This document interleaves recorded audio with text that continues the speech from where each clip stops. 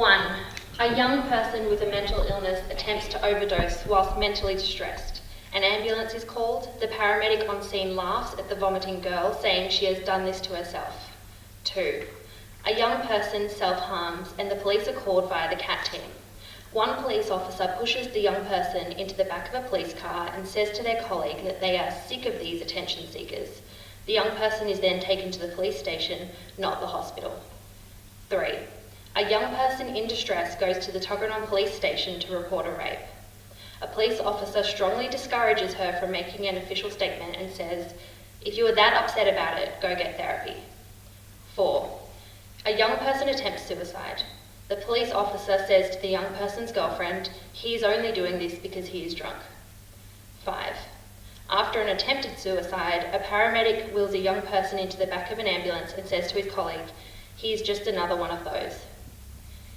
These are 5 events, and they're all real events which have occurred in the ACT.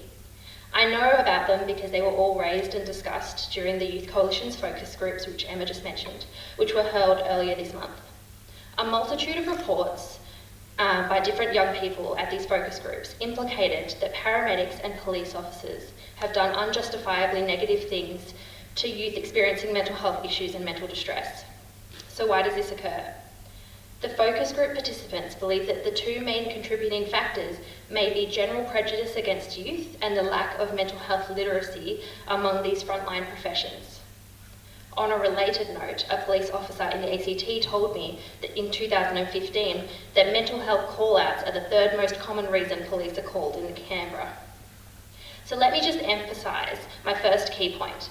Paramedics and police interact directly with young people who have mental health issues, and they are not well enough trained in mental illness or working with youth.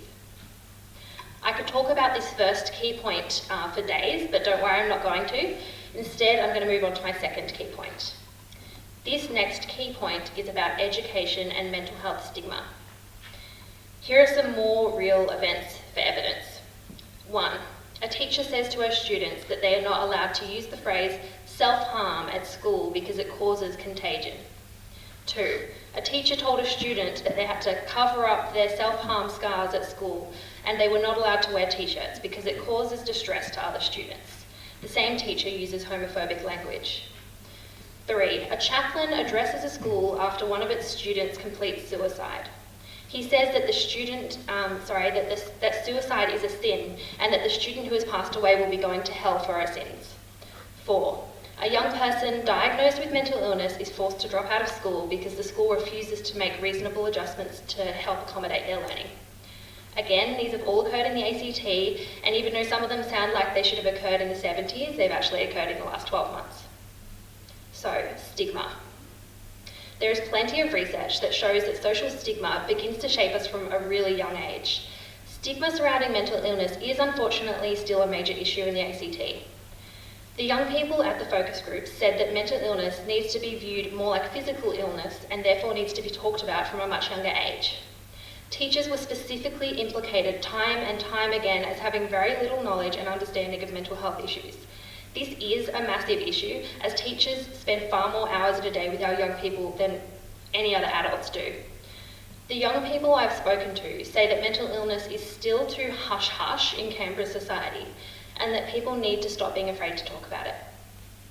Not talking about mental health issues and suicide makes stigma and miscommunication rise. It encourages bullying and it discourages help seeking. Not talking about mental illness makes our population scared of the unknown. One young person at the focus group actually had a wonderful analogy for mental health stigma, which I'd like to share with you now. She said that stigma is like Voldemort's name in Harry Potter. The people in Harry Potter don't say Voldemort's name, which makes them even more scared of him.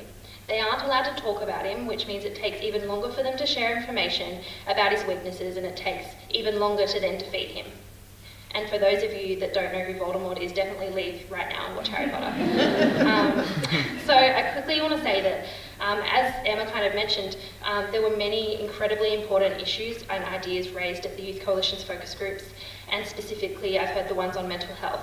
I'd love to discuss them further via email or meetings because I haven't had a chance to cover all of them, so please feel free to get in contact with me via the Youth Code.